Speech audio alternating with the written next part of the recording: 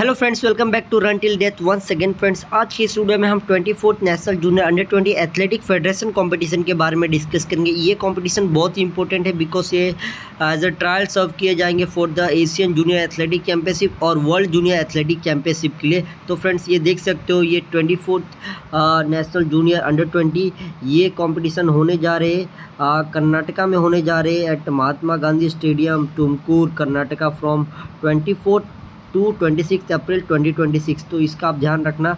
यहाँ पे contact number दिया गया और उनका जो ऑर्गेनाइजिंग सेक्रेटरी है मिस्टर ए राजा वेलू, उनका यहाँ पे डिटेल्स दिया गया है। तो ये आप ध्यान रखिए और चैम्पियनशिप के बारे में डिस्कस कर लेते हैं। कंपटीशन और एलिजिबिलिटी के बारे में एक बार हम डिस्कस करके, तो आपके पास AIUID होना कंपलसरी है, तो ये आप पार्टिसिपेट करते हो। अगर आप आर्मी, नेवी, एयरफोर्स केयर से भी अगर आप हो तो आप पार्टिसिपेट कर सकते हो। JSW, Reliance, navy, air force, ONGC। An athlete can enter only in 2 individual event. तो ये आप ध्यान रखना कि आप 2 इंडिविजुअल इवेंट में ही एंटर कर पाओगे, उससे ज़्यादा नहीं। बॉयज़ एंड गर्ल्स अंडर 20 है कॉम्पिटिशन्स, और born after 26/4/2006 and born on before 27/4/2010 are eligible to participate. Under 18 athlete will only be allowed to compete in maximum of 2 track event. 2 track event under 18 के athlete compete करेंगे और उसमें से एक event होगा वो 200 मीटर से ज़्यादा होगा, which only one can be over 200 metre. Okay, no athlete younger than 16 years age of 26 April 2010 may be entered और परमिटेड टू कॉम्पिट। अगर आप 16 साल के नीचे हो ये डेट के हिसाब से, तो आप compete नहीं कर पाओगे इस चैम्पियनशिप में। Athlete born in 2007, 2008, 2010 will be considered for the selection of the Indian team for the Asian junior athletic championship. ये देखिए, मैंने जैसा बताया एशियन जूनियर एथलेटिक चैम्पियनशिप के लिए वर्ल्ड जूनियर के लिए आपके ट्रायल्स होंगे, तो इसका आप ज़रूर ध्यान रखना और आप अच्छे से ये वाला चैम्पियनशिप खेलना।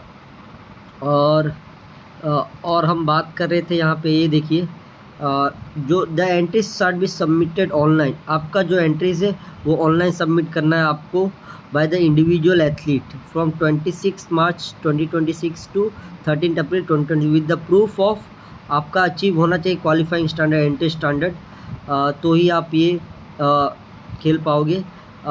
ऑनलाइन मोड आप कर सकते हो और किसी मैनुअल तरीके से नहीं कर सकते हो। और 500 फीस है पर event which would be submitted only directly by the athlete. पर इवेंट 500 रुपीज़ फीस है। The entry fee paid is non refundable, ये ध्यान रखना।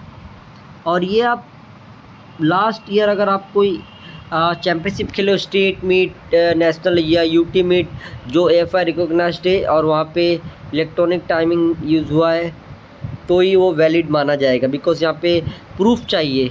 यहाँ पे ऐसा नहीं लिखा है इलेक्ट्रॉनिक है, बट कहते हैं लिखा है कि AFI recognised meet.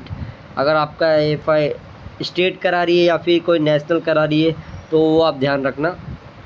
Okay, events to be conducted, the list of events conducted is specific, last में बताऊँगा आपको। एंट्री स्टैंडर्ड ये भी दिया गया, इसका हम लास्ट में डिस्कस करेंगे। और age verification it's very important, आप ध्यान रखो। एज वेरिफिकेशन वहाँ पे टीम ऑफ डॉक्टर्स रहेंगे और आपका जो मेडिकल चेकअप होगा, एज वेरिफिकेशन होगा। Without original proof of date of birth certificate आप compete नहीं कर पाओगे। यहाँ पे साफ साफ लिखा है टीम ऑफ डॉक्टर्स वहाँ पे रहेंगे, एज वेरिफिकेशन आपका होगा। डेट ऑफ बर्थ सर्टिफिकेट आपका लेके आना है और आपका साथ साथ हिंदी इंग्लिश ट्रांसलेशन होना चाहिए, duly attested bye gazetted officer. और आपके पास ये देखिए AFI-UID कार्ड नहीं है, तो आपका जो AFI-UID कार्ड है वहाँ पे बनाया जाएगा on the spot call room में, मतलब कॉल रूम में बनाया जाएगा, तो इसका आप ध्यान रखना। और बिब नंबर आपको एज पर स्टार्ट लिस्ट कहते हैं आपको मिलेगा, 2 घंटे पहले मिलेगा आपको बिब उसी जगह पे with the valid photo ID। आपका फ़ोटो ID वैलिड होना चाहिए, तो ये आपको मिलेगा। मेडल एंड सर्टिफिकेट्स की बात कर लेते हैं, वो आपको मेडल सेरेमनी में मिलेगा। मेरिट सर्टिफिकेट वो जो ऑनलाइन आपको मिलेगा, ये तभी आपको मिल पाएगा। इससे पहले आप अगर परफॉर्मेंस आपका अच्छा है तो आपका डोप टेस्ट होगा। After receiving the test result from the NADA, फिर आपको वो मेडल्स आपको दिए जाएंगे। डोप सैंपल्स कलेक्ट किए जाएंगे नाडा से, तो ये आप ध्यान रखना। और बोर्डिंग लॉजिंग फैसिलिटीज़ आपको नहीं मिलेंगे, यहाँ पे साफ साफ लिखा है कि there is no boarding lodging and transportation facilities to participating athlete will not be allowed by AFI। तो इसका आपका खुद अरेंजमेंट करना पड़ेगा, खुद पैसा भर के वहाँ पर रहने पड़ेगा।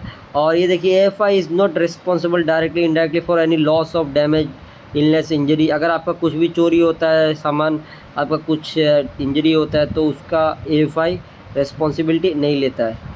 और लास्ट में अभी हम देख लेते हैं क्वालिफाइंग स्टैंडर्ड क्या है ये मीट में पार्टिसिपेट करने के लिए। अगर आपका इतना टाइम अचीव हुआ है लास्ट 1 साल में, तो ही आप ये मीट में आप पार्टिसिपेट कर सकते हो, ओके, और अपना एंट्री कर सकते हो। ये देखिए यहाँ पे मैंने साफ साफ ये दिखाया गया 100 मीटर का क्वालिफिकेशन अंडर 20 मेन वुमेन दोनों के लिए है। तो आप ध्यान रखना, ये रहा क्वालिफिकेशन स्टैंडर्ड वुमेंस के लिए, ये रहा ये मेंस के लिए। तो ऐसे ही बहुत सारे क्वालिफाइंग स्टैंडर्ड दिया गया है। अगर आपका ये सब अचीव होता है तो ही आप कहते हैं ये टूर्नामेंट खेल सकते हो। लास्ट ईयर अगर आपने कोई भी AFI मीट किया होगा या खेला होगा, like state meet, national meet, और उसमें आपका ये सब टाइम अचीव किया है आपने, then you can only participate in this events और इन दिस चैम्पियनशिप।